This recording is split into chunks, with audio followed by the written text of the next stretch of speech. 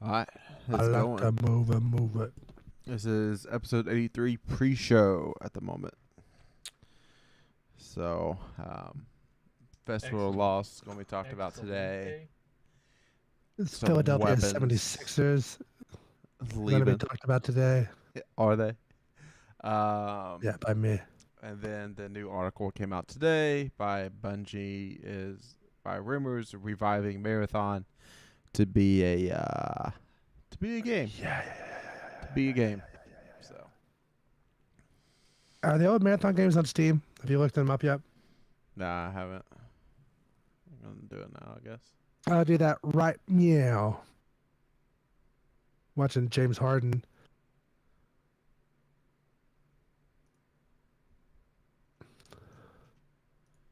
Wait, what? Steam. Oh my god, the Uncharted game is out. I'm going to have to buy that.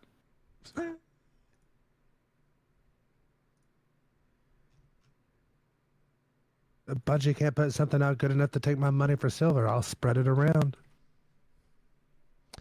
So, is it just Marathon? Is a marathon? Yeah. I'm not. I got something that says nipple marathon. Yeah. Whenever I type it The in. pond. Tomato.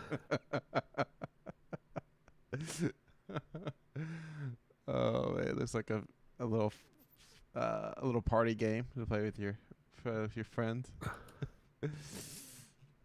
Is that marathon like Bungie or something? I put Bungie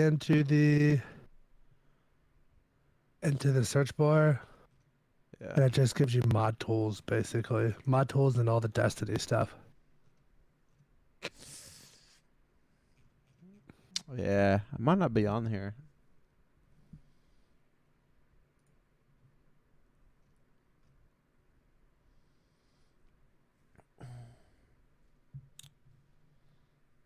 Okay, yeah, let's go. And then y'all didn't feel like streaming last week. What happened? I know y'all got the stream code. Well, you have all the stuff set up. I mean, We it's not don't. that hard. You all know more about computer and programming than me. You didn't even tell us you were going to be gone. What? You didn't even tell us you were going to be gone. Yes, I did. I told you like 3 weeks in a row, 4 weeks in a row. Chad, do you remember that? I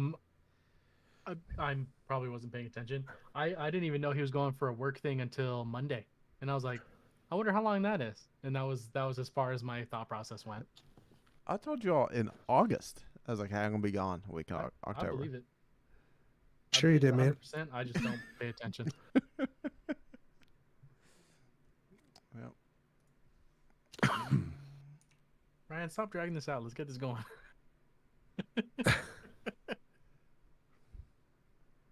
I need to Oh, my neck. post. I need to post links. My fault. yeah. I've been watching the Philadelphia 76ers. Isn't that a cream cheese? There might be one. Pretty close. There might be one that's called that. Oh, I just meant Philadelphia. I didn't care about the numbers part. Yeah. Nice having sports on like during the week. It sucks that like Game of Thrones season's finale's on Sunday, and then it's gonna be like almost 2 years till the next season. You gave me 2 years to watch everything but the first episode. That'll be nice. You didn't watch the first episode? I watched the first episode, but I haven't watched Oh. anything after that. Oh, okay.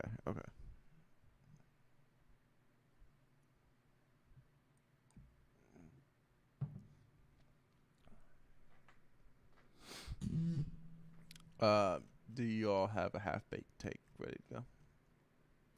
I did mine last week, so it should be you or Chadwick.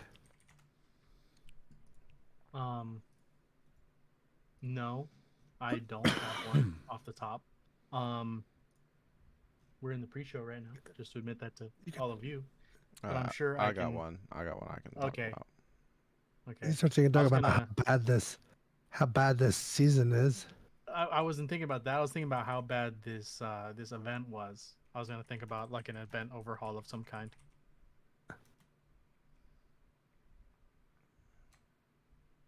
Because as of right now, we'd be better off if it was just like, hey, here's some skins and there's like spooky stuff in the tower, and then that's it. I'd be like, cool. But giving us an event, You mean like a grinder that they gave us? yeah. That's why I did a quote unquote event. It's yeah, it's I didn't have you pulled up. My bad. sorry, yeah, I did the air quotes for those that are listeners. Um, Couldn't hear your air quotes, man. My bad. I'm sorry, quote event unquote. I apologize. That is definitely my fault.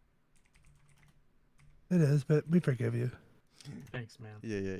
It's it can be tough thinking people is watching you and they're actually not.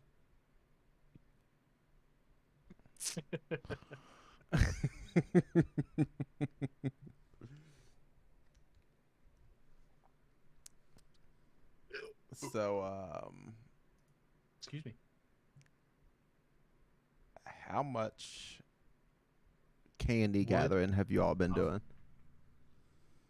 We did This what much. 3 GMs last night.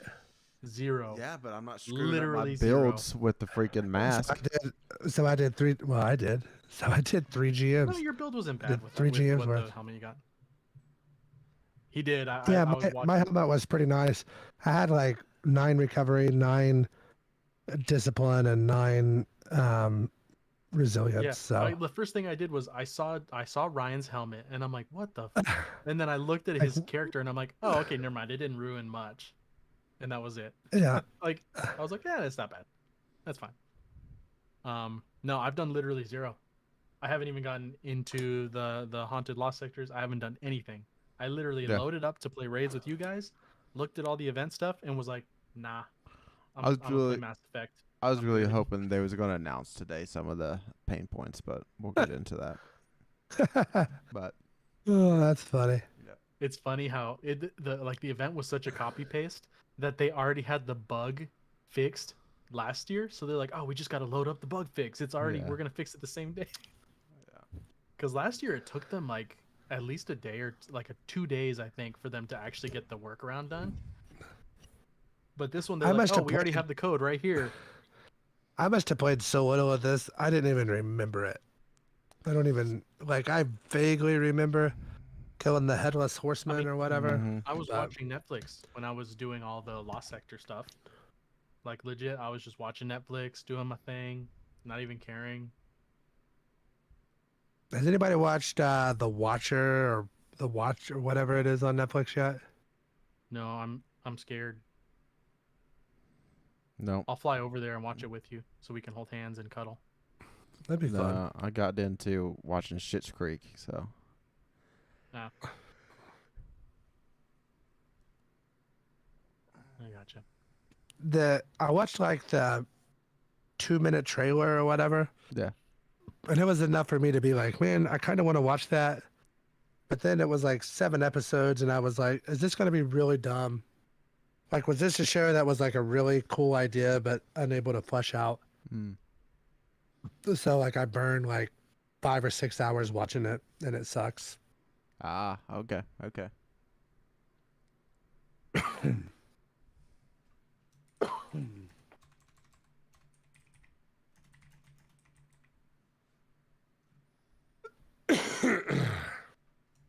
That's not good. That didn't work at all.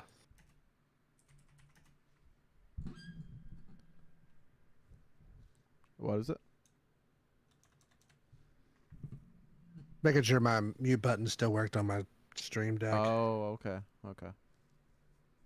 It's basically my cough button. Yeah.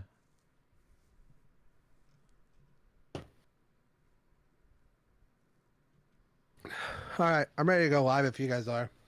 Yep. Everybody got the squiggly wigglies? Yeah. Yep.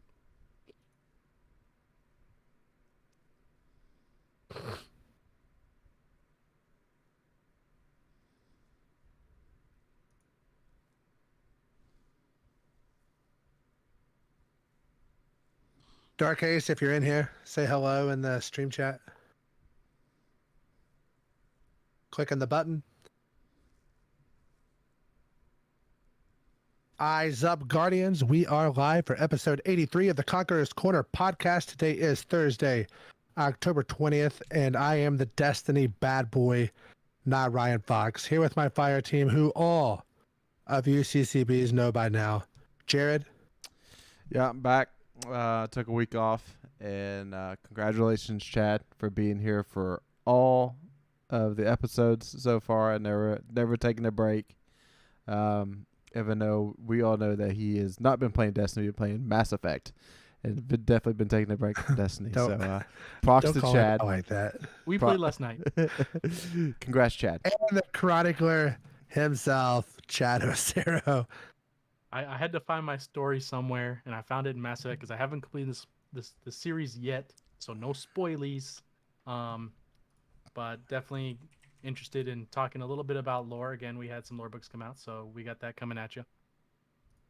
They all die at the end. And make sure if you're watching us on YouTube, don't forget you can take us on the road via Spotify, iTunes, and other podcast services. Make sure you subscribe, unsubscribe, resubscribe, turn on the bell, notifications, yada, yada, yada. Follow us on Twitter at DestinyCCPod. Send us Bungie friend requests. Join the Discord server so we can play video games together because we need more people to play video games with currently. Hippie brought the very, very, very light TWAB this week.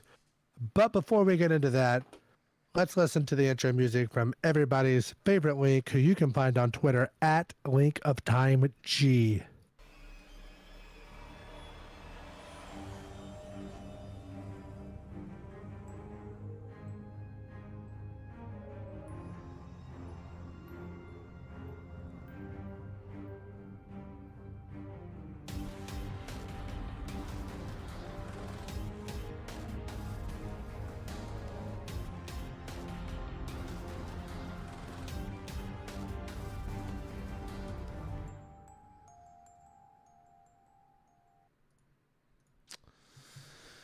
All right, everyone.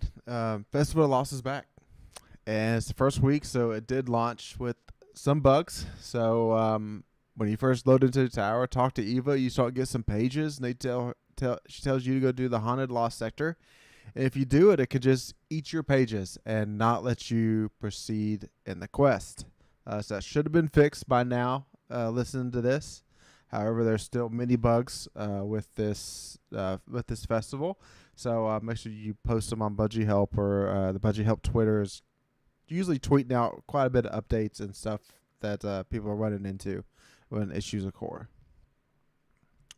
So we voted probably, what was that, 8 months ago on mechs versus monsters for the Halloween ornaments, and mechs have won, and they are officially in the Eververse store for you to go purchase with your hard-earned bright dust or with your silver.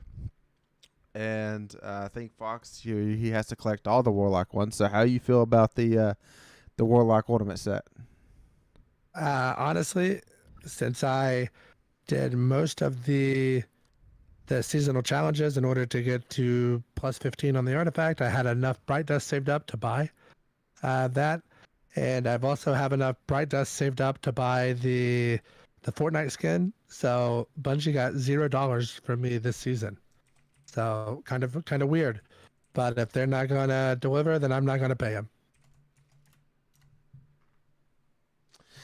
Yeah, I understand that. I would say this is launched kind of rough. There's a lot more stuff in the Eververse for you to go purchase if you want. Looks like a Star Horse speeder, a black cat. The Star Horse helmet did almost make me spend money, though. Not gonna lie about that one. That was the closest I came to drop in the bag. But I'm trying to hold out and see what comes around for Bright Dust at this point. Also, if you're into carving pumpkins and painting pumpkins, you can use some stencils that are attached in the TWAB and post them on Twitter or Instagram with hashtag AOTW or MOTW and Festival of the Lost Pumpkin. That's the hashtag. Threads of Light.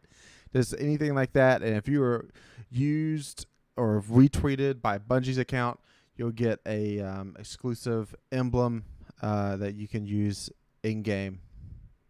So I'm sure that would be quite sought after. And to me, that really looks like something. That emblem looks good. Looks real good, don't it? Yeah. It kind of looks like you should earn it by doing something in the legendary campaign from Witch Queen. It reminds me of like an Oddball and a King of the Hill type of thing. Hold the ball to earn points. That's kind of what the thing reminded me of. But it looked good.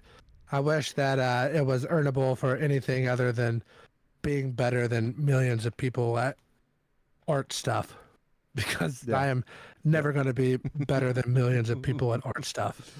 True. So, or you just have a cute kid posted next to it, and you can probably get away with it like being used.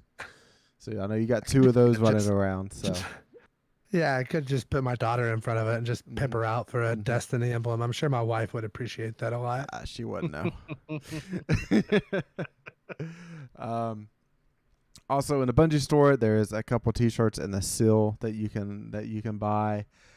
And the T-shirts, like the headless ones, smile in the dark of a black T-shirt, which I'm struggling for black T-shirts, but I don't want to purchase this and have to wait 8 months for it to come in. So I might get it by next Halloween or something. So,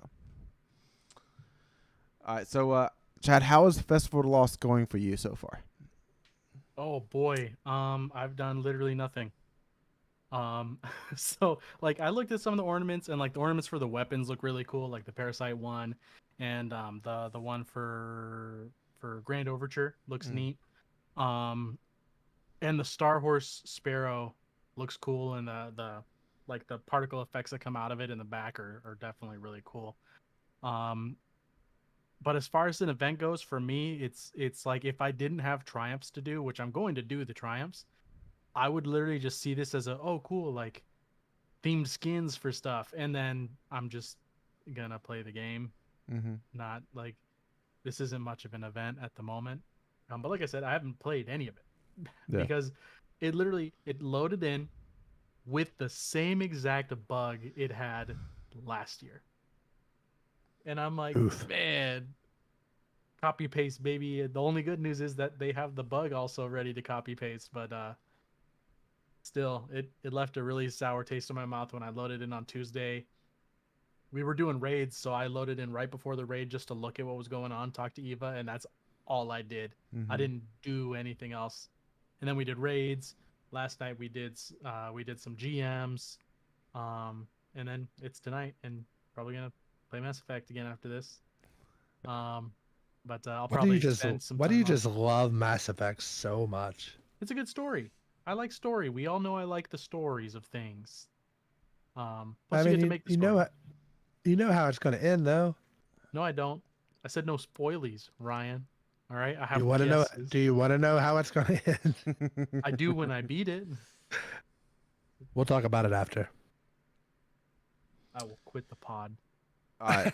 So, Fox, me and you dipped our toes into it a bit. How rewarding are you think this event is, and do you see yourself like grinding out the rewards? So, I did like the first 10 steps of the quest or whatever. And once you do that, you get the sniper rifle, the God roll version of the sniper rifle, or I did. I know some people haven't been getting the God roll version of that sniper rifle, but it has like accurized opening shot as well as Snapshot, opening shot, accurized, and it had, was it a handling masterwork or something else that I had on it too? I think that's been random. What's it called? Mega? Yeah. Has that been random? Yeah. It's like the snapshot opening shot is what's been on most people's weapons. Is that the only thing Is that the only thing that's consistent on it? Yeah, that's what I've It's seen. I'm going to say this, and I hope, please God, let me say this right, so you guys don't make fun of me. Is that macabre? Is that how it's Macabre. pronounced? It's just macabre. Macabre. Yeah. I'm going to take your word for it, Chad. You've got more language knowledge than I do.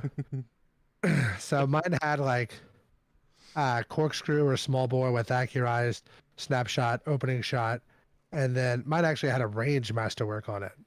So allegedly it's good for PvP. I've seen people saying it is the PvP quote unquote god roll. Haven't used it. I got to the part to where I unlocked it, and then we went straight into our like 3 GMs directly after that.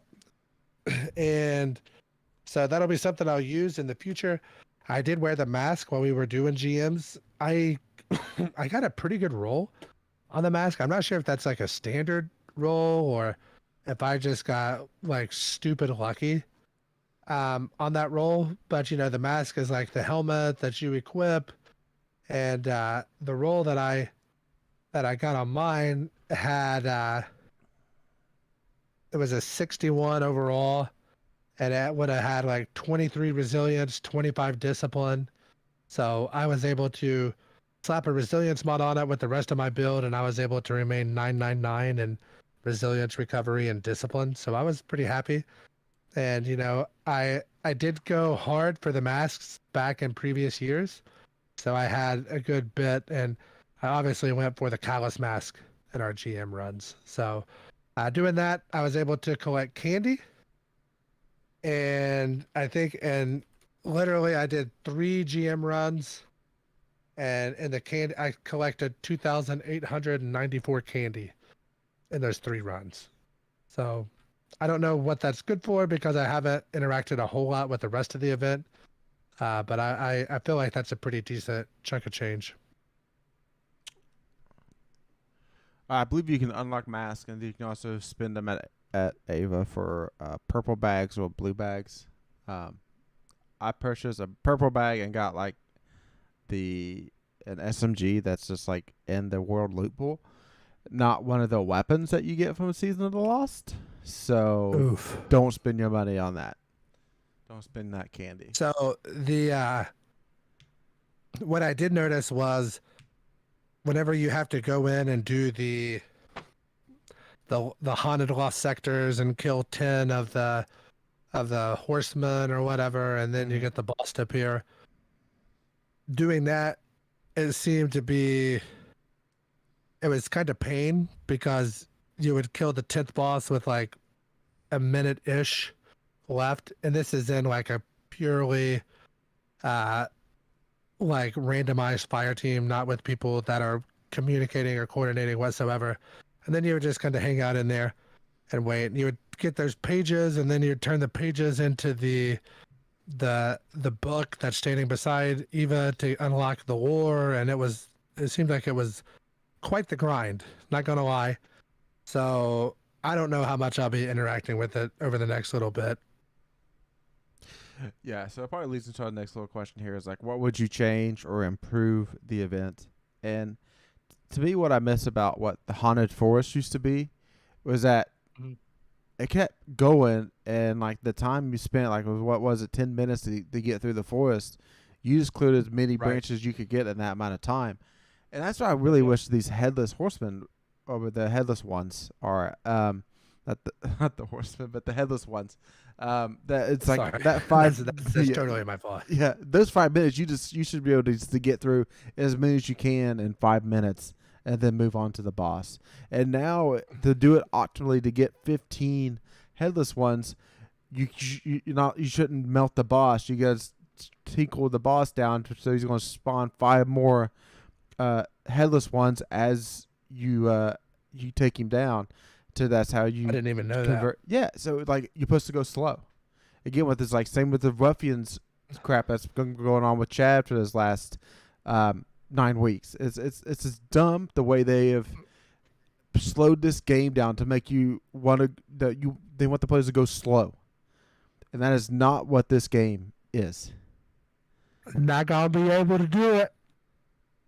I mean, I understand that they wanted to have an artificial feeling of there being more content, but stretching out content doesn't give that feeling. It gives people the feeling of emptiness. Like, what am I doing right now? There's literally nothing. For this event anyway, if they literally, kind of like what the Haunted Forest did, where it was you had a timer and however far you could get in that amount of time gave you an amount. If they did that, but it like going into the Lost Sector, once you hit a certain amount of bosses killed, it just became a boss bum rush. And you're just sitting there killing as many bosses as you can with the rest of the time, and then it awards you an amount of pages based on the amount killed. Not so that, oh, I hit 10, I got a minute and 30 seconds left. I'm just gonna sit here and emote with my homies and dance so that I don't get booted. Like, if you were sitting there and actually just killing bosses the entire time and timed out, and all of a sudden everything just disappeared, like, and you're like, cool, I got 14 bosses this time. Like, that'd be dope. That'd be fun, man. That'd be like, let's see how high of a number I can get to. Not let me sit here for a minute and a half, which was a problem last year that everybody complained about. Yep. It's like, bruh, you've had a whole year to at least do something. And all you would have had to do is you already have ways to automatically make enemies immune and disappear off the map and end stuff. We've seen it happen. It happens all the time. With the Infinite Forest, literally, if you can't kill the boss within the timer, you all get teleported to the end place, and then you're put there, and here's your chests and your rewards. All they had to do is make it just a boss rush, where you're just killing bosses for however long the timer is, and it'd be mayhem. It'd be fun time. Like if you added modifiers, and like you made it like, here's a mode, you go in, weapons are locked, armor is locked, mayhem is active. Okay. Bruh. I'd have a blast. I'd have so much fun having mayhem in PvE. It'd be nonsense. I would enjoy myself so much.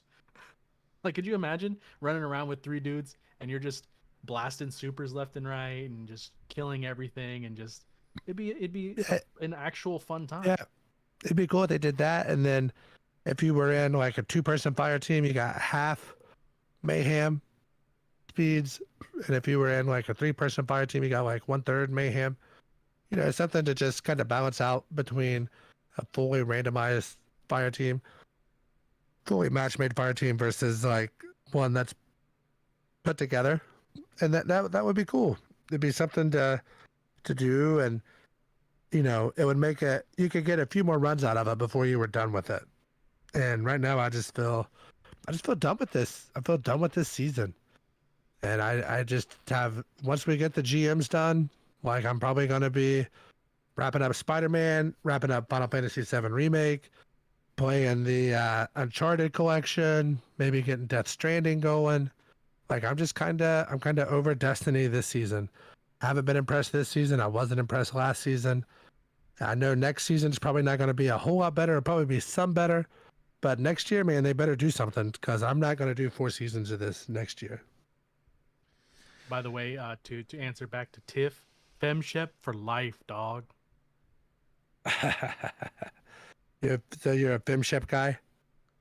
Oh, heck yes. Get your slander out of here. This is a Destiny podcast, not a Mass Effect 10-year-old game podcast. Hey, man, I was answering one of our dearly beloved fans. All right? Yeah. I know her pretty well. I didn't know what was. Here, she's a great person. What y'all was even talking about. So, so that puts a cap to Festival of the Lost. Yeah, overall, like, cool. Like, I know it just gets some people into the game to go collect candy, unlock masks, and it's like, it's cool that like you can run around and have Callus on your face, or Savathun, or now like there's even a Telesto mask that you can unlock. So that stuff's cool, and but I think they need to, if the same events coming back year after year, they should do little improvements year after year and just build onto it. Like, I'm not talking about totally rework these haunted lost sectors, just make little tweaks to them to make them more enjoyable to the player. Jared, if that sniper wasn't coming out at the end of, 20 minutes of work. Would you be in there more trying to grind for it or not? I'm just so attached to ISO for sniper that it takes a lot for me to go after one. And like this one does have some stuff that's really cool that we'll get into for weapons breakdown, but it's like just enough of a carrot on a stick to a starving Destiny player right now that like Right. something to chase. Is like, okay, well it's over there, so I guess I will go give it a few shots to see what's going on. All right, next up is weapons leaving next season. So in Iron Banner, Forge's Pledge, the pulse rifle, and the Reach Walker shotgun is leaving. Of course, Iron Banner's come around for one more week before this season is out, I think. I'm not sure what week that is, but that Reach Walker shotgun's pretty good. If you don't have a lightweight frame shotgun and that goes away before you get one, the one in Days in Eternity, which is called Wastelander M5, I believe, will suit you just fine if you and you can unlock the crafted version that way too. Trials of Osiris, Aisha's Embrace, the scout rifle, and Reed's Regret is leaving. I feel like both of these have been decent weapons in PvE, just because the rapid frame scout rifle is usually the fan favorite for the most part because it has built-in auto as of right now until they bring in that. I think it's supposed to be in the game next season where you can have full auto on any weapon. And it's void. Yeah, and it's void.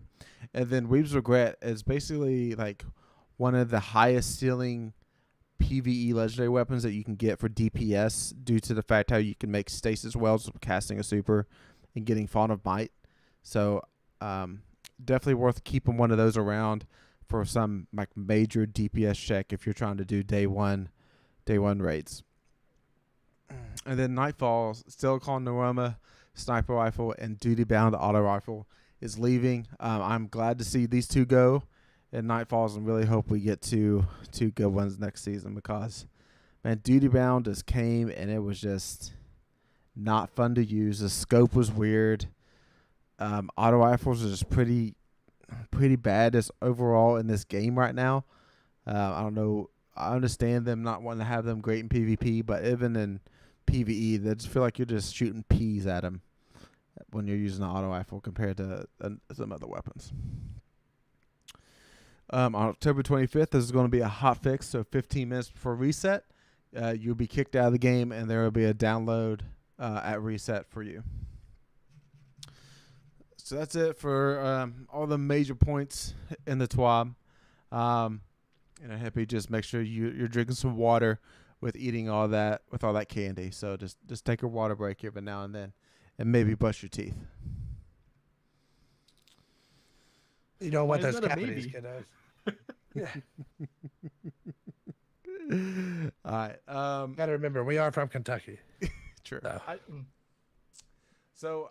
So this is something that's happening. This next thing here is outside of Destiny, but inside of Bungie. And there's an article that came out this week. The article I'm seeing is on Insider Gaming.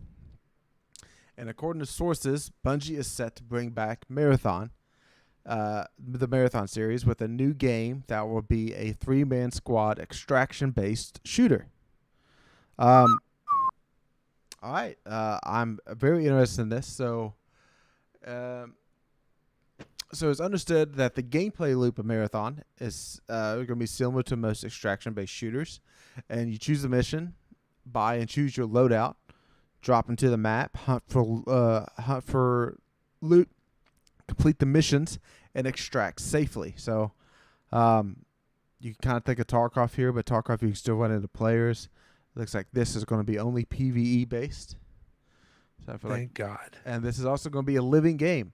So we'll have seasonal rewards and progression will be part of this game, and so it will have live service and live updates. And then Marathon was, again, if you was around for the history of Bungie on this podcast, we thank you for your service. It released in 1994 and then had 2 sequels in 95 and 96. And they sold about 200 units by 2002. It's also not available on Steam. We went and looked before the podcast started. All they had was Nipple Marathon that was available. They didn't have the actual Bungie Marathon games. So I will go on the hunt for those probably this weekend on like GOG or something like that and see if they're there. And I'm going to try to play through those just to have an idea of what the history is. I mean, I've done the history of Bungie podcast, but just to get those minute details about, I'm sure there's going to be weapons that are callbacks to those original 3 games and stuff like that. So that is my plan over the next little bit. I'm very excited for this game. Tarkov is an extraction game. It's like the poster child for an extraction game. Our Lord and Savior, Dr. Disrespect, his game coming out, what's it called, like Death Drop or Dead Drop or something like that, is also a vertical extraction game. So I would say it's going to be in the vein of those, which should be fantastic. Rumor on the street is that Call of Duty is also working on an extraction game as well. I don't think it's coming this year. I think it's more of a next year thing. This year they're launching the new Warzone, which is obviously like a battle royale. So by that time we should have 4 pretty good ones, hopefully, in the marketplace, and let them thrive. Yeah, Chad. I mean, I think this was pretty nice. This is a PvE centered one in 3-man. Yeah, I'm definitely very excited. I've seen some Tarkov gameplay, not a lot, because I didn't really get fully into it. But I'm a big PvE guy, very big PvE guy, which is why I don't play Call of Duty very much unless it's zombies, because it's PvE. But a 3-man Bungie game, it's at least the gunplay is gonna feel good. Whether it's balanced well, we'll find that out. But the gunplay in Bungie games always feels nice for the most part. You can find the guns that you're like, this gun's awesome, and it's great. So I'm definitely excited to see what happens. But again, like Ryan, I don't know much about Marathon at all. So I would also like to find the games to play them, or at least watch like a story, like the story, like he'll play the game and I'll just watch the lore. Just someone like a 2-hour video of someone talking about the backstory of it. Yeah. And then that we can put our brains together. And then tell Jared all about it. But I definitely like that they're pulling their old IP in, and they're like, hey, like, let's bring this back and let's do something cool with it that we can't really do with Destiny, but we can do with this.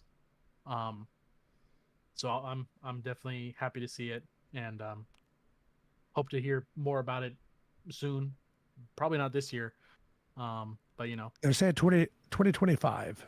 Yeah. So hear more about it maybe the end of next year, the end of 2023. I think this is. Do you think this is the matter game that's been talked about or not?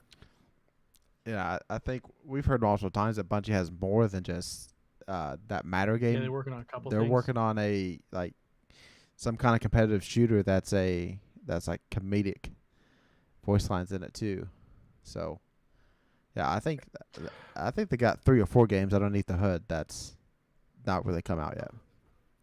This is the from first time. what I see on here, there is a website called Alpha One Marathon Open Source. Bungie has made both of those games, Marathon 2, Durandal, and Marathon Infinity. All those games are all open source, and they are available for free online. And this isn't like hacking or downloading ROMs or anything like that. This appears to be all 3 games just available for free, open source, which not a big surprise considering they're like 25 years old or whatever at this point. So I'm gonna try to hop in there and check them out. I think you got the rest of the season. We'll see how it goes. Yeah, because I've got a lot of games to get through before Christmas. So before the next season, I'll pop in and crank out a bunch of seasonal challenges and get up to be GM ready and all that stuff for it. But I really don't see myself playing months and months and months and months of this game. I imagine it's going to be an Overwatch 2 plus other single player games stretched around, but we'll see it. We'll see how it goes.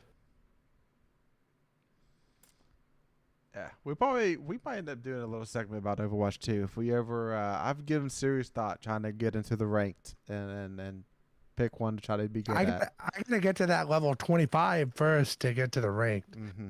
That's the thing. But I do enjoy the support. I really enjoy playing Mercy on Overwatch.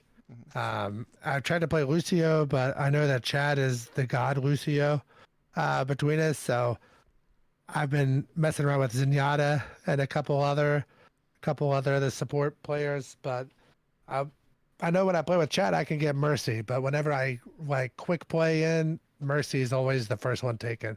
So I'm having to play a bunch of alts. So, but man, what a game. What a game. Overwatch, fun game. I really enjoy it. All right, speaking of likes, it's time for 3 likes and dislikes. So, this week we got into some GMs finally. And I was using Titan with Heart of Inmost Light with the Storm Nades, and they are really good. We've all seen the videos of people 3 main and raid boss with Storm Nades and all this stuff, but the fact that it's an in-game PvE with 25 under light and they're still just doing great, stunning overloads and jolting them at the same time, just really good, and I had a lot of fun with that. My like was that the GMs we did last night were really fun. It was actually, you had to actually pay attention while you were playing the game and give it at least 70%, maybe 80% of your full attention in order to complete those GMs. And it was a fun time. And I enjoy playing in-game stuff with my homies. Like Ryan said, GMs are fun. They're you actually have to pay attention and play the game really well and make the calls and watch each other's backs, and that's a lot of fun when you get a good coherent team going and have that teamwork or working on building that teamwork. It's a really fun time. And as far as my dislike, I very much dislike pointless events, things that feel like they should be something or they're branded as being something but they're not. And that is currently what Festival of Lost feels to me. Like I said earlier, it feels very much like here's skins and that's the whole event, which if that's all they made it out to be, like they didn't even give us the haunted lost sectors or nothing, just like here's some skins and stuff, enjoy. And I'd be like, cool, thanks, great. But it's literally a copy paste of last year with the same bug as last year, and it doesn't feel good. I always try to defend copy and paste guns. I do my best to defend all those, but this one is worse than a reskin, and I'm feeling bad about it. My dislike, kind of piggybacking on Chad, I didn't mean to piggyback on his like as well, is that everything this entire year, once the expansion dropped, it kind of felt like it was just drug out for the sake of being drug out, and things were intentionally made to time gate you than in previous years and seasons of Destiny. I feel like this season they had the least amount of content that they had to stretch out over the longest amount of time. And whether that be like with the Callus stuff on the Leviathan or this season stuff and having to go through and run the catchcrafts and the expeditions and all that, everything is just stretched for the point of not having more content to stretch it. And it does not feel good. Yeah, Fox. Like, I think that King's Fall was supposed to carry this season for the most part. They knew that. That's the reason they picked King's Fall to be the raid. It was the longest raid. Right. For that reason. And it's tough if you're trying to do stuff by yourself. It's just very, very grindy. All right. I dislike, look, there's a lot of stuff in this game to dislike right now. And my disdain is what's been going on in PvP for like since Witch Queen dropped, and the amount of like laning weapons that have been buffed, the controller centric weapons that have been buffed. I'm looking at sidearms, pulse rifles. It seems like it makes up majority of the lobbies now. This is and making people stay on the ground more and more in this game in PvP and not go fast, not move around the map. It's just more map control, and this is not fun when everybody's playing that way. And no matter what the meta is, you're going to see it the entire time, and people get tired of going against the meta. And it's time for Bungie to do away with play the way you want, and it's time to have full queues in PvP. So if you're running the sniper, cool, you're running the sniper. There can only be 2 people on the 6-man team running the sniper. If you're running the shotgun, that's fine. It's a max of 2 running the shotgun. And this is locking loadouts in quick play. It sucks. You can't switch stuff in the middle of a game, but it's time to change, and it just needs to happen. I mean, how many times in quick play are you guys swapping loadouts anyway? Don't you just kind of put on what you need for the bounties and keep it moving? Yeah, for the most part. Yeah, that's what I'm saying. Like, this isn't life or death, and there's not a rank or a number beside your name. This is literally just bounty completion and time passing. Like, what else are you going to do? So I have no trouble with what you're saying. Yeah, and this goes for subclasses too. Like, you shouldn't go up against a team with that 6 hunters and they're all either void or whatever the most broken thing. That Bungie releases exotic broken, and that's all hunters run, and it gets disabled and brought back, and then now everybody's bitching about Glyfalcon again. So I just tired of seeing so many people bitching about meta stuff, and if you just constrain it to where, like in trials, only one person's a void hunter, it's just going to take a lot of the gripes away. Do you think it should move outside of quick play and stuff and into even competitive play? Absolutely. Yep. I don't disagree with you, Jared. Like, I'm kind of on your side. I'm just, for the sake of you explaining your point better, I think that would be nice as well. But, that way there's only one busted thing. Like, it's not the same thing 3 times. So. Yeah.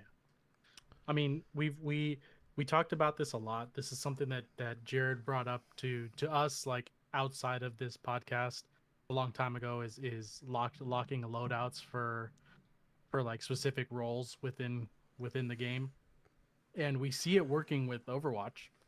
Like, you don't have a team of 6 deeps in Overwatch. And so it's kind of nice because I get extra money or whatever, extra currency in Overwatch where I play support and nobody else wants to. Yeah, I Works play in my support all favor. the time because that's my main dog. You could easily But do it's that in like- Destiny. Like, the weapons drop in that week in Crucible, you get extra perks on the weapon. If you queue as one of the less used subclasses or Less less used desirables? weapons. Yeah. Dog, I'd be set. I'd be running my fusions because nobody ever fills that slot. Yeah. Right. Just like Lucio.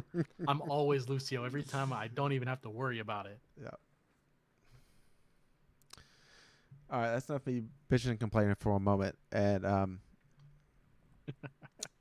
Mockbray, Macabre. What did we say again? Macabre. Macabre. All right, it's the Arc Aggressive Flame Sniper that is here for Festival of the Lost. It's here for 3 weeks. So if you don't get your role now, you're gonna have to wait 12 months. So PvP, kind of want to look at handling and you want to look at stability. Aggressive frame, like, you're not going to be hurting for range. I see a lot of people out there saying the range decreases your accuracy cone. All this garbage, you don't need it. There's not very many of these maps that you're going to have aim assist drop off with an aggressive frame sniper. So to me, for PvP, I'm looking at fluted barrel with flared magwell, snapshot, and opening shot. Now that last column, you could convince me a lot of different things. I don't need opening shot there. There's high impact reserves. That's another good one to help take out supers, moving target in that last column, and also swashbuckler. Well, now if you get a melee kill with swashbuckler with that sniper out, you can one-shot body. PvE, there's a lot to like here. There's auto-loading holster in column 3. There's also clown cartridge and triple tap. Give me any of those three, and for column 5, I either want Vorpal or high impact reserves. So as snipers go, this kind of you can get a roll for any part of the game. I would say even that volt shot that you can get in that last column would be decent in Gambit. You can clear out the massive ads from across the map. And I think the sound of this sniper will especially be another fan favorite. It's some kind of anime that they rip it off of, Chad. I think I was seeing I haven't that. gotten the gun to shoot it, so I have. Yeah. I heard that it was a come on, thing. Chad. I already told you guys. I Yep. haven't played any of it. I'm gonna wait till Sunday morning to start grinding stuff out on it. But I've Easy heard like a I've Sunday heard morning. good things about it, and that's one of the things Destiny's really good at. Like Bungie's really good at making guns very unique, and especially with sounds. I mean, like look at what they did with Jotun was the first one that really got my attention. Everything sounded different, but hearing that hammer and anvil sound every time you fired a shot out of it, because it's an armory weapon, it's like a forge weapon. Like that was awesome. But you hear it in I all hate that kinds gun. of exotics, and yeah, I love it. Yeah. It's my toaster. But it's like they're very good at making very unique sounding things. Mhm. So I can't wait to get it on Sunday and tell you guys what I think it's from. But yeah, I've heard, oh, this gun, it sounds like blah blah Yeah. blah, and I'm like, I don't Yeah. like. I want to hear it myself because I tried to hear it in the trailer, and I'm like, there's so much going on, you can't hear Mhm. just the gun. So So another thing we didn't talk about is the origin trait, which is search party.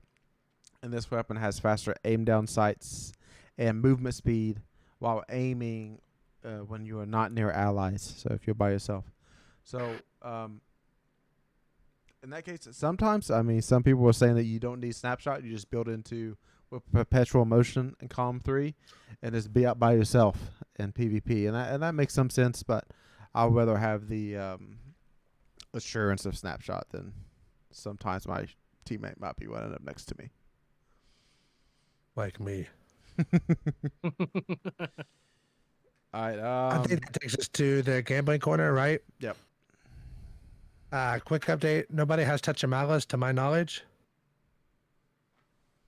All right. So that's going to be a no.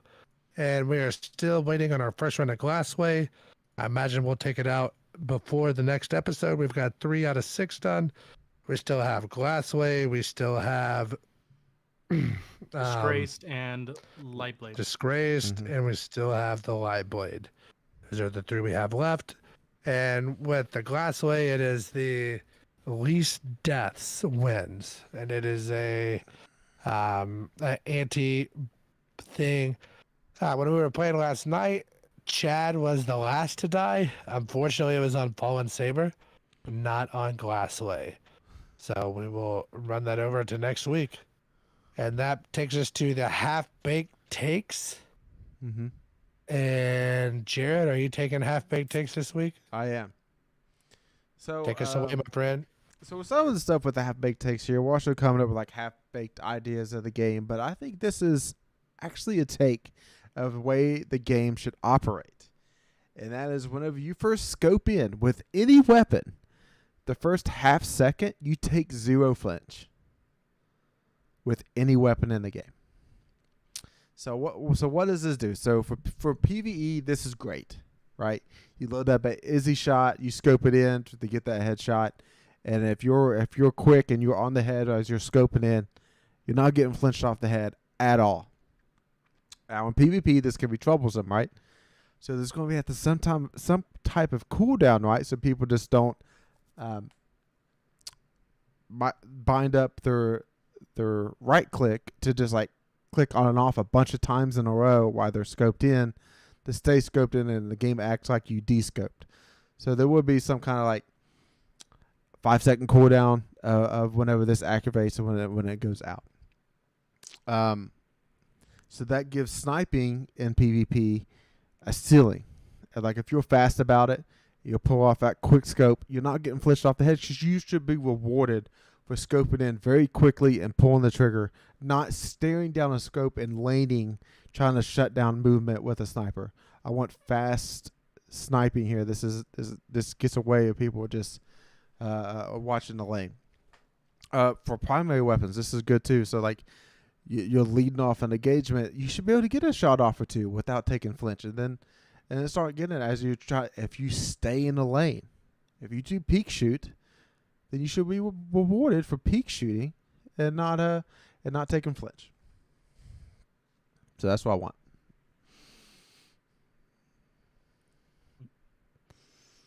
I like where your head's at with the peak shooting stuff, for sure. You know, I don't know what the answer is. I just know that all we have now is it right. So until they get that figured out, then I'm open to all suggestions myself. You know, whenever you're playing a hand cannon, and if you play a hand cannon and you're throwing, to me that's not Destiny. Destiny's prime. When I think of Destiny's premier weapon, I think of a hand cannon. So they have to keep those relevant, in my opinion, but they're not. So right now, hand cannons are not meta. They're nowhere close to meta. So until we get something back close to that, which you kind of mentioned, as far as the flinch and stuff to make it a little easier to use, then I'm all with you there, man. I don't have many notes when it comes to a Jared thing, considering PvP and PvE, especially with snipers, because I don't use snipers very much.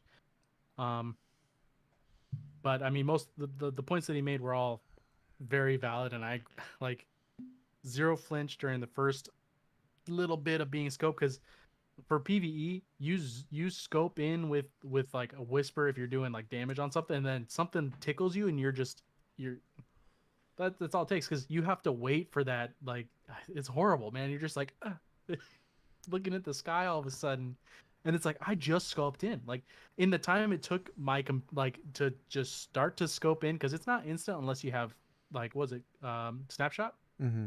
In the time it took to fully zoom in, you're just all of a sudden you're off to the right, you're up. Like, it's like, man, like let me scope in and like try to find somebody's head to like shoot at before something happens. Like, come on. Yeah, there's a lot of stuff about Whisper I would like to change, and that's probably a different half-baked take idea. But basically, I mean, I think that weapon should always be the best weapon in game.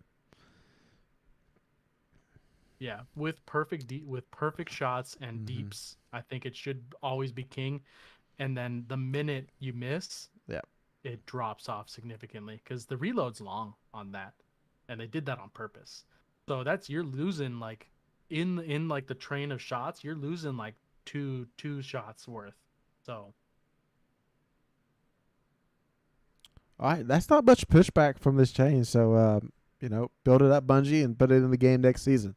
Let's go. Let's get after it. All right. Do you like Jared? Yeah. I have to ask. You're more into the like minute details than I am, especially PvP stuff. Do you expect to see changes next season, or do you expect to see changes before the major expansion in allegedly February? Like, when do you expect to see major stuff happen until, like, let's say for the next 12 months? So something to major would be the non-stacking of exotics and subclasses on a fire team inside of trials and comp, because next season we're supposed to get a comp rework, right? So that'd be a perfect time to introduce this some kind of way where you can't stack up 3 Invis hunters with Glyfalcon or whatever that exotic is. Right. Like, it's just like, it just makes so much sense in a game. It just like it's okay that we have a meta and like things are like the best in game, but you shouldn't have to go up against it on all three players on the other team, and you should also not stack up your team with the same three. There's gonna be some continuity, so that's something major, and they'll never do it. They'll never do it in Destiny 2. So something major, I guess, like you're talking about like weapon reworks and stuff. Like I'm sure they're gonna buff another controller weapon next season and another laning weapon, like probably precision scout rifles and precision hand cannons. They'll probably get a buff. You know, they'll probably hurt aim assist again with another like 140 aim assist drop off and like something else. Like I have no hopes for Destiny PvP right now. So not to we had a question from Dark Haze that came in, and it said, "Is Destiny 2 PvP dead until the next game or Destiny 3 comes out?" Let's just go ahead and open it up right now before Chad gets into lore. Yeah, and everything. Like, do you have any expectations whatsoever at this point? So what I'm viewing PvP and Destiny moving forward is them doing trial and error to get the next game PvP right. They got ideas up on a wall of stuff they want to do to weapons, like this latest sidearm buff. I know some of it's screwed up because of rangefinder, but they're just like, all right, let's just make sidearms meta and see how it plays out. Let's make fusion rifles meta and see how it plays out. Let's go buff last word again and buff DMT back to the way it was, and let's just let the mouse and keyboard versus controller like meta weapons go after each other for a couple seasons to see how they play out. They're throwing shit at a wall and see what sticks. Chad, you have anything to? Do you just agree with Jared on that? Or first of all, yes, I do agree with Jared. But I mean, to me, PvP hasn't been in a great place for a while, and the changes that happened this last time has turned like our PvP sweat lords, like they know that they complain a lot about it, and this time they're like, dude, they weren't even complaining, they were sad. They were just like it's not fun, like it's in a horrible place, like this is ridiculous. And they like, it felt like they finally hit, like they're dangling off the end of the rope, and they now know that that's the end of their rope, and they're like, dang it. Because they want to like it so bad, because they remember the times that they've had fun, and I mean, I agree with them. Like, I've been to the lighthouse once. I know what it's like to really enjoy yourself and have an awesome time and reach the top of the mountain and feel like a king. But it's been really bad. And like, as soon as I hit pinnacle cap on all my characters, where I got like 1 or 2 away, I stopped doing the Crucible Pinnacle, because I'm like, I don't need to do this to myself. I don't care about a 1. Like, if I'm only missing 1 piece that puts me 1 away from being full 80, I'll just run the raid every week. Exactly. Yep. I'm just gonna run the raid, and if it's Vanguard week, I'll run some strikes. If it's Gambit week, I'll run some Gambit. If it's Iron Banner, fine, but I'm not running regular Crucible. And it's just because it's distinctly unfun, and I'm not even trying to play to win. Like, I go in there with my doo-doo loadout that everybody that would play me would say, that's doo-doo. It'd be like, 1v1 me, bruh. But like, I'm gonna kill you a couple times. It's not great, but it's so weird that people don't know how to play against it very much. But it's like, it's not in a fun place. Even with me and my weird stuff, it's not a fun time. I'm playing the game to have fun. Yeah, I gotta say one more thing before we move on to lore.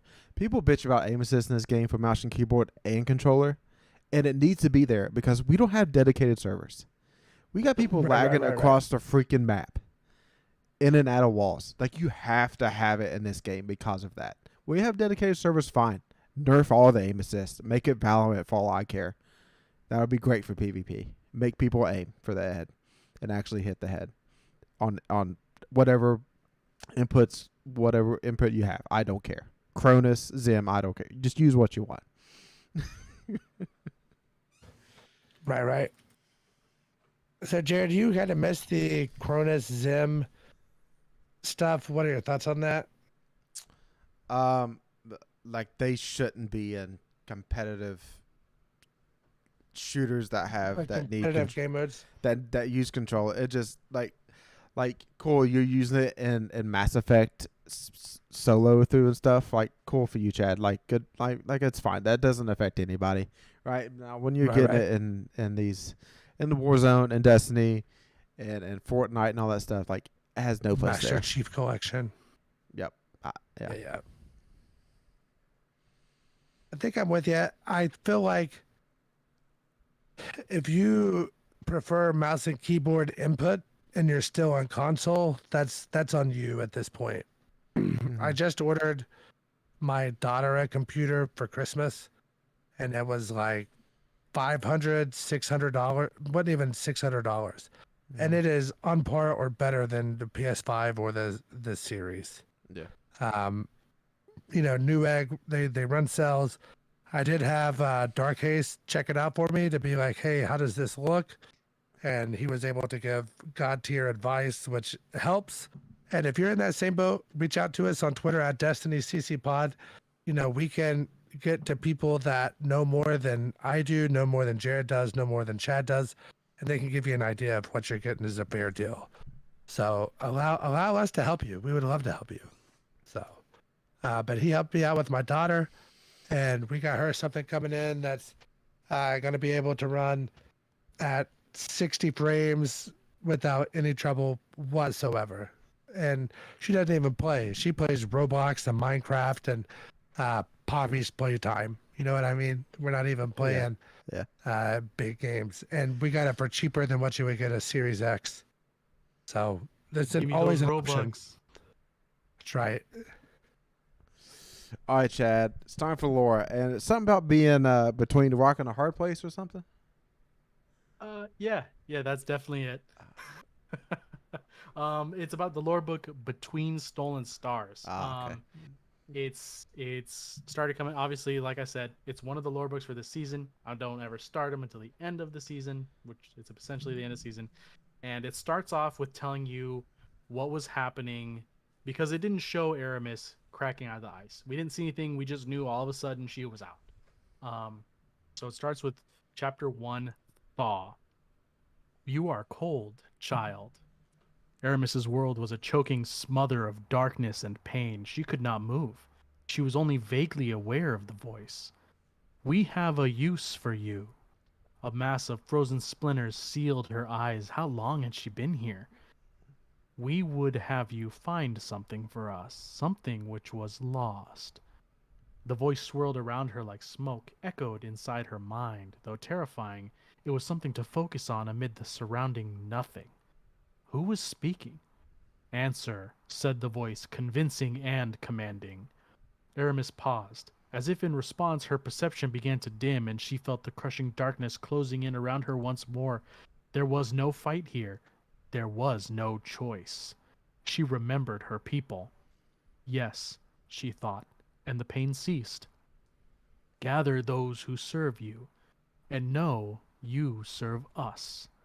A surge of images filled her mind, tendrils of inky vapor trailing through the stars, hidden vessels, secreted amongst long-forgotten treasures. A whisper rising to a roar, the great machine beginning to awaken. And then from everywhere, shattering. Arask sat in the heart of his catch, lit only by the weak amber glow of his view screen. He frowned as he charted another trip through the Themis cluster with a quarter load of phase glass. The job would barely pull enough to cover the voyage, and ether reserves were dangerously low. How long could his crew... A blinking light caught his attention. Chatter on a long, dormant channel. Arask leaned forward in his seat, his ancient leathers creaking as he moved. He tapped at the screen with one gnarled claw. The missive was direct and merciless. A jagged grin crept over his face. She hadn't changed. The comm system squawked from disuse. Below decks, a patchwork band of dregs and marauders looked up with confusion. A call's gone out. Arask's voice rasped from the speakers. Raise the old flag. We sail once more. Chapter 2, Jurisdiction. And if Mara demands his extradition, Ikora crossed her arms behind her back and arched her eyebrow to Zavala. The Vanguard leaders were sequestered in Zavala's office. A terse missive from Petrovenge lay in issue between them. Then we'll happily accommodate her, the commander responded with a wry smile. But I suspect Mara's attention is elsewhere. Perhaps she needs a reminder, Ikora floated casually. It would give us the political power to cover an act. It would, Zavala frowned, but even if we evict him, I'm reluctant to send him back to the reef. Ikora chuckled dryly. A fate worse than death. I can only imagine what the Techians have dreamed up for him. Besides, the commander said, turning an asylum seeker over to the Awoken would needlessly provoke the Elixni. He tried to keep his tone light, but it betrayed him as he felt the seeds of an argument start to form. True, Ikora shrugged, but Spider's very presence in the city is provocation. You saw what happened when the House of Light arrived, all the unjustified hatred. Zavala grunted in reluctant acknowledgement. In Spider's case, the anger would be entirely justified, Ikora pressed, trying to forestall Zavala's inevitable objection. He would give critics of Elixni resettlement plenty of fresh ammunition. It would set relations back by a year, and we've only just stabilized. You're right, he conceded. Spider's more trouble than he's worth. Ikora sighed. If I'm right, then, why are you about to fight me on this? Zavala smiled softly. They knew each other so well. 2 reasons, he replied. First, Spider is something of a cultural liaison between the Elixni and humanity. He was welcoming to Guardians when most of the shore was still a war zone. Is that how you're framing his ghost shell collection? Cultural exchange? Ikora wrinkled her nose in distaste. That's a mark against on my ledger. Mine as well, Zavala replied. But we have to accept the Elixni for who they are, warts and all. If we're going to live with them, we have to understand them. And nobody understands both sides like Spider. And second, Ikora prompted, we never know who might become an ally. Zavala gestured at the direction of the Elixni quarter below. The number of Guardians that Misrax has killed over the years. He trailed off with a shake of his head. But now, Misrax fights for the last city as his home. He continued, turning back to Ikora. It was imaginable even a decade ago. But here we are. And in Ido, I see the first real hope for collective peace in my lifetime. Not just a ceasefire, but real peace. Zavala shrugged. In a century or two, who knows what Spider might become? Ikora narrowed her eyes and pressed her lips together in a firm disapproval. Zavala smiled to himself, knowing he had won. Chapter 3, Trust. Eris Morn's workspace was organized. Clean. A camp stove, a burned wok, a crate of rations to keep her fed until the next supply drop from Luna. A metal work table with a neat arrangement of medical equipment carefully kept. Half of a thrall skull, a saw resting at its side, a collection of discarded chitin, a skein of hive leather. Drifter picked up a jar from the shelf. The container was filled with pickled hive eyeballs, the green dimmed by death. You live like this? Drifter asked, incredulous, Eris looking at him with a frown. What do you mean? Like what? Drifter gestured around the room. When she said nothing, he continued, You called the derelict a heap. She switched on one of the harsh halogen lamps hanging over her work table. The light cast everything in hard lines of shadow. It is. So what do you call this? He shook the jar of eyeballs. They rolled and thumped together in their glass container before settling into a teeming stare. Eris silently returned her gaze to the reliquary. It was an unassuming vessel, its contents obscured save for the strange interior glow. Undoubtedly, the scribe of House Light has examined these. Why bring one to me? Ido ain't exactly a darkness expert. I see. She felt the grooves and patterns under her fingertips. As she turned the reliquary in her hands, she felt the shift and shudder of the darkness as it responded to her touch, to her silent inquiry. She ran the pad of her thumb over the seal's edges. When Drifter had first offered the relics to her, Eris had called them a gift. Now she had one in her hands. She did not think she should unwrap it. She looked back to him. What is your motivation for helping the Guardian? I do not assume altruism. Drifter gave her a look of mock offense. Hey, why not? I did assume deflection. Speak plainly. Drifter fell silent for a moment, his face pensive. When he finally spoke, his words were carefully chosen. The Elixni need a win, he said, looking away from her. After all that, the Vex, salvation, everything, House Light needs a win. And defeating Aramis will be a win. Yeah, hope it sticks this time. Drifter leaned back on his heels and grinned. Plus, always nice to be owed a favor. Don't know if Spider will make good on his, but I bet Captain Kell would. Again, deflection. She placed the reliquary down on her work table. Drifter didn't move to pick it up. You sure you don't want to keep him? His tone was genuine. Eris considered this, not the offer, but the sentiment behind his words, the implicit, unspoken faith. You trust me? He shrugged. Who wouldn't? There was a smile, slight, careful, at the corner of her mouth, something close to delight. Then stay, be silent, and listen. I have thoughts on their utility. Drifter did as he was asked. Chapter 4, Law of the Land. An ether fizz, Spider called to the dreg behind the bar, for our fearless Kell. Spider sat on his makeshift throne at the back of the ether tank, surveying his tiny fiefdom, and beckoned Mithrax to approach. To what do we owe the honor of your presence, Mithrax Kell?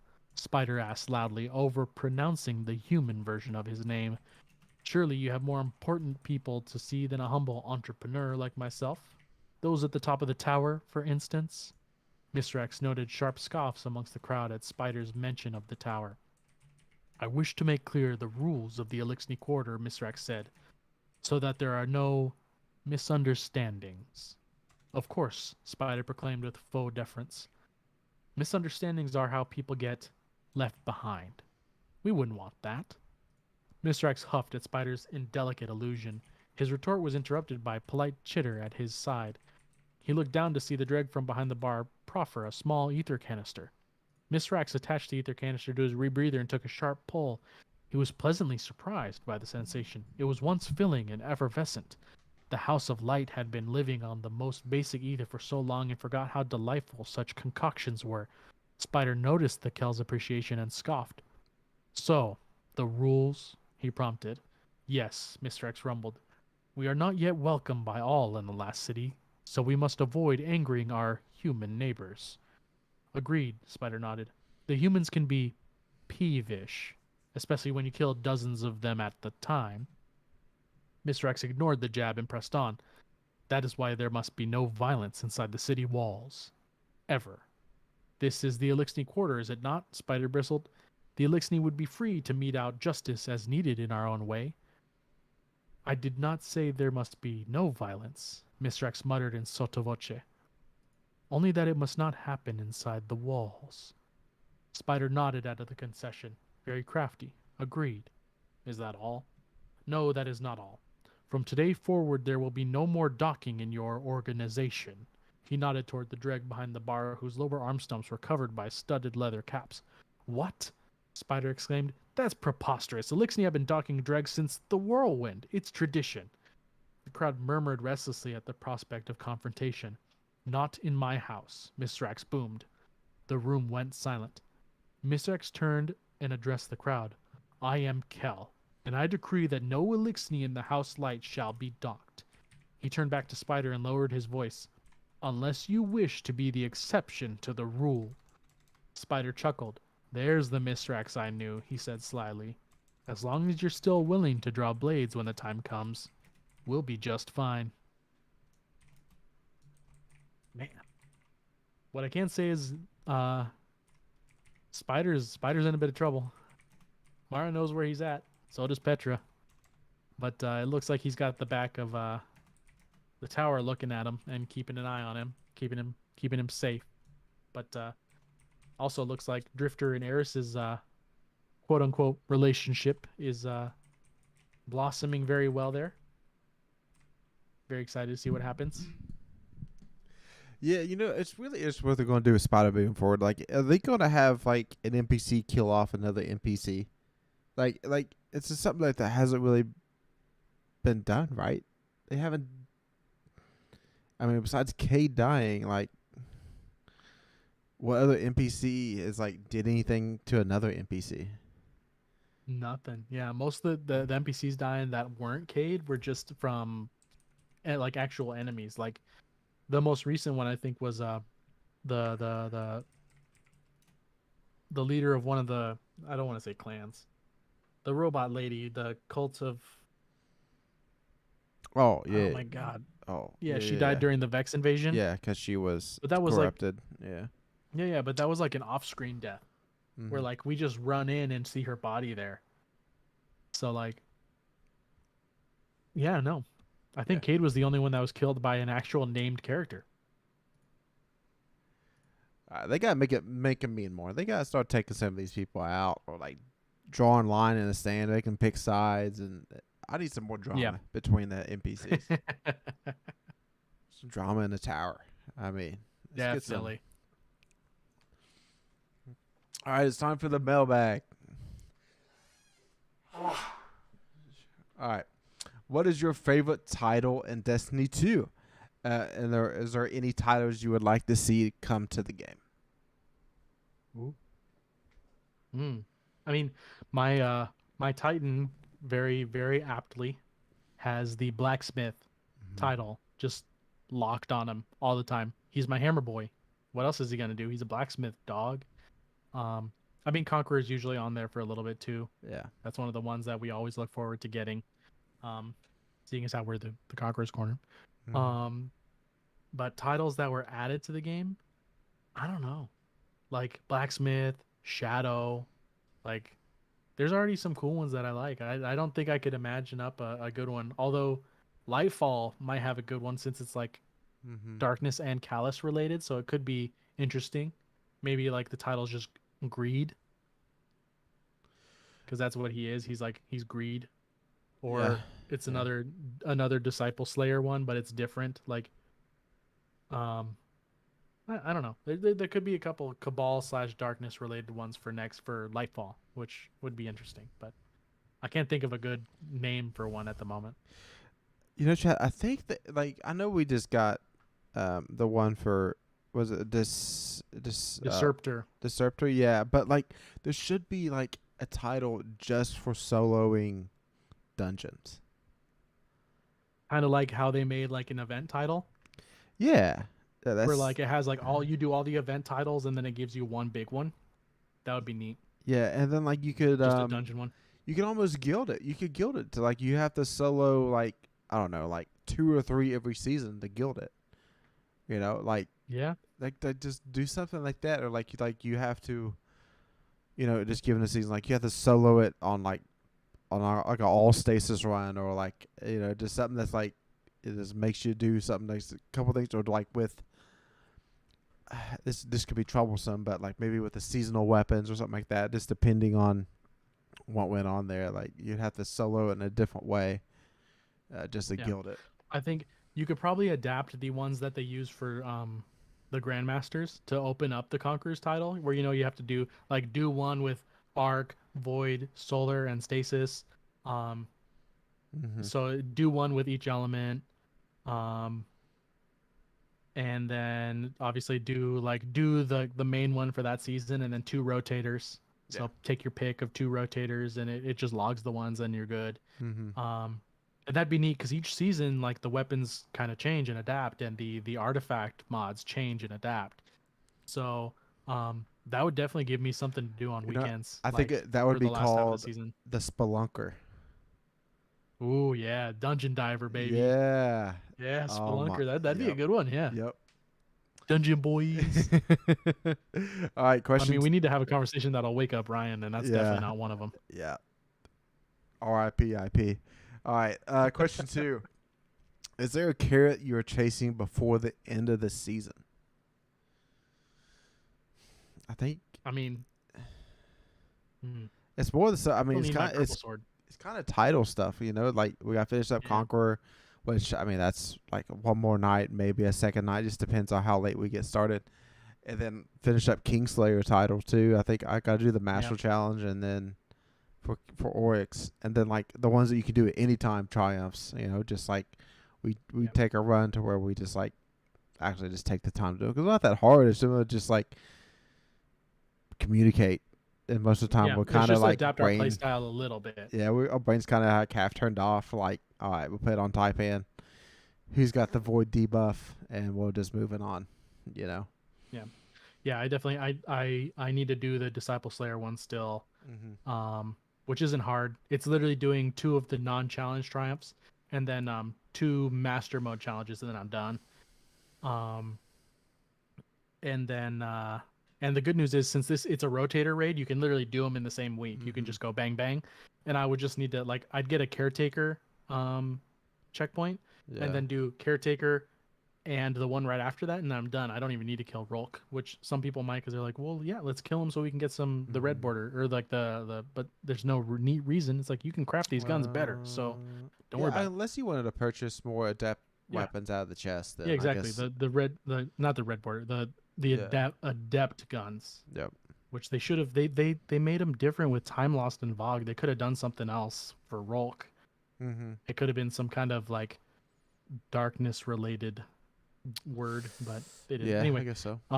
Yeah, literally, I just need to do those 2 encounters, one back to back. I did the first and the last encounter, but I need to do those 2 in Master and just do the regular stuff, and then I'm done. And then the Kingslayer stuff, which again, Kingslayer is like the Oryx raid is probably one of the more fun but simplest raids in Destiny 2 at the moment. Yeah. Very easy to teach. The next easiest would, interestingly enough, probably for me would be Deepstone, because there's 3 things you have to learn besides the like encounter movement and the way it works.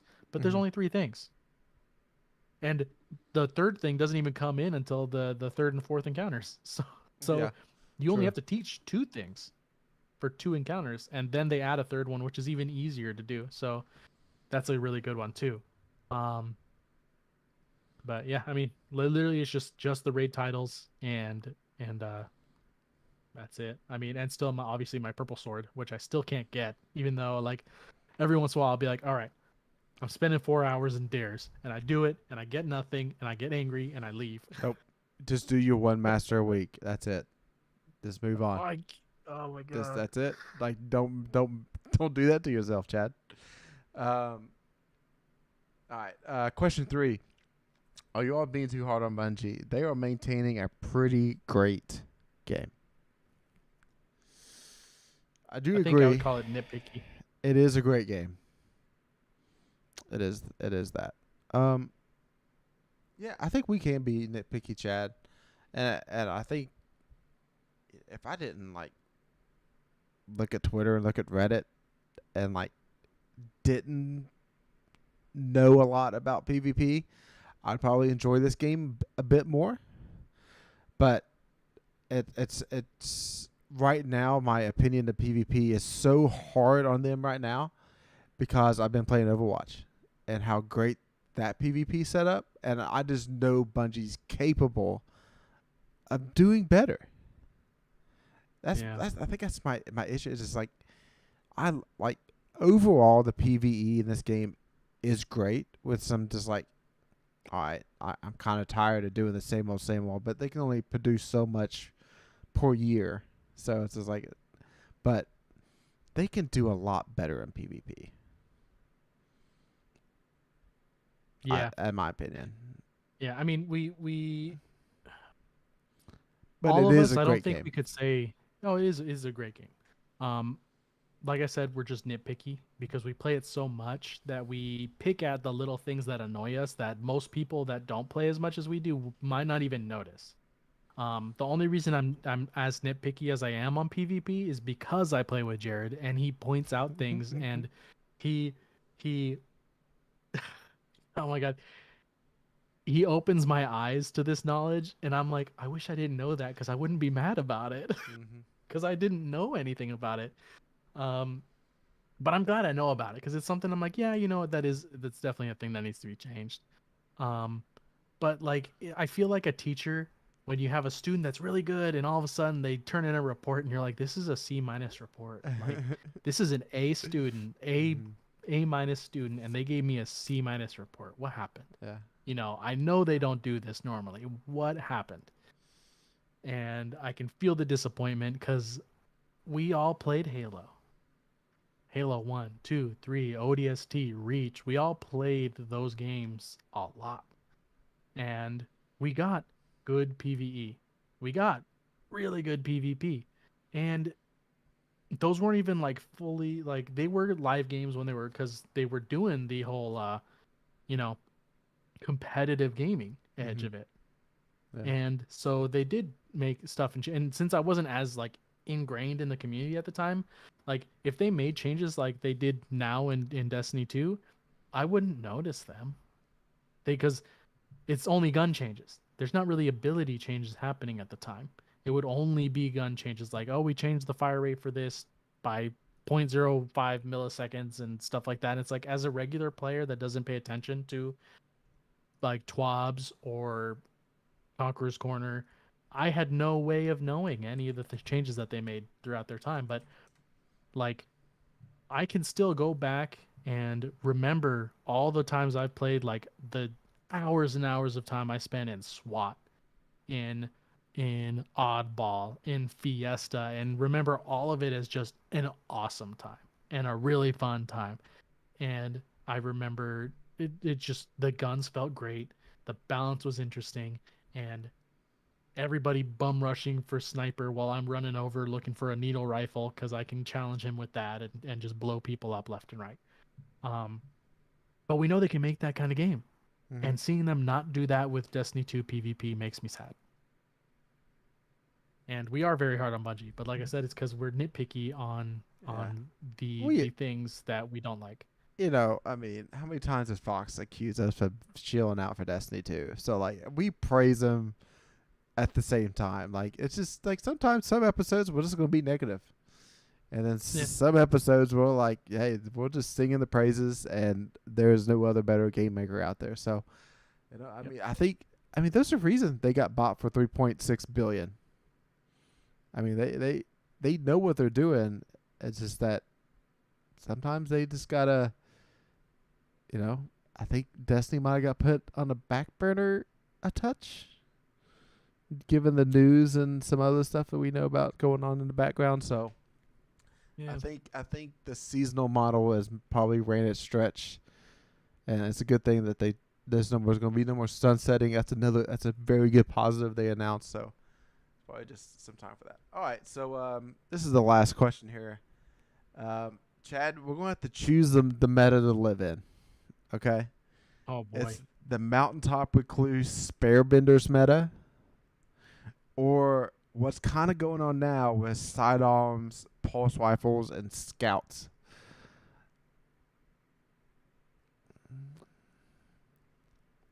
That Sparebenders meta was like, I mean, my benders was killing like, I think at close to 10 meters. Yeah. And also at that time, your pride and joy fusion rifle was like mapping people at like 25 to 30 meters, wasn't it? Yeah. That's why I was gonna say that one. Literally, the only reason is because I didn't get challenged with my fusion rifle very much, except by players that knew how to play against it. Slide shotgunning was rampant, so if somebody could round a corner sliding and hit me, they got me. There's no chance. But if they're in the distance and I can spot them first, no amount of running and sliding is gonna save you from my shot, because I can line up that gun and make all the bolts hit you in that slide, and I only needed like, because it was the high impact, I only needed 4 or 5 of them to kill you. I think it was 4. I think it was a really small amount back then. And you're dead. You're constantly dead. So it's I was having a blast with my fusions. What was at it that called time. Right again? now I'm challenged. It was Air a Intel? rental. Yeah. Yeah. But that thing just mapped people and it cracked me up. Because it just I think I have some clips of me getting long range double kills because people went and lined up, and it's just like those Halo like play of the games where you see them go thoomph and you double headshot a guy. Yeah. Just 3 bolts hit the first guy, and then he disintegrated, and the rest of the bolts hit the guy behind him, and then he disintegrated. And I'm like, feels so good. I enjoyed that very much. So, Chad, this is what I want you to do. I want you to leave this Discord call and then try to call Fox directly. So I'm going to switch over to scene 2 while you're doing this. All right? Whenever you go to leave. Oh yeah. So, can and mute. that way, yeah. So it's going to kick you out of this call if you try to call him through Discord. Because he's got his headphones on. That's what I'm saying. It's like you leave the call and then you I was can gonna join. call his cell phone. I've tried with that my multiple times. Already. Yes.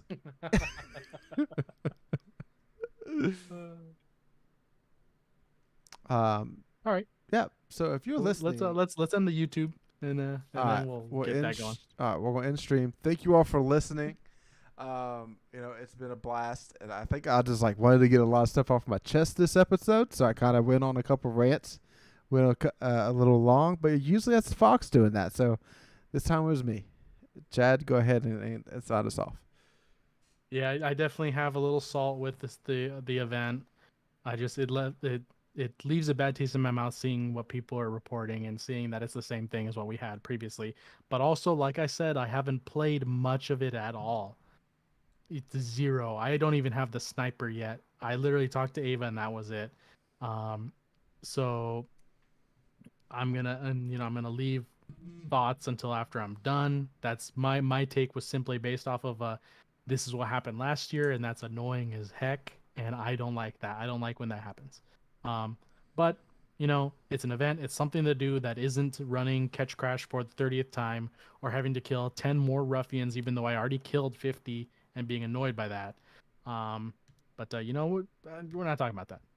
Go out there, play the event, play a different game if you want. Call us if you want to run some raids, do some dungeons, learn a dungeon for the first time. We're always happy to do that. Thanks for listening. Catch you all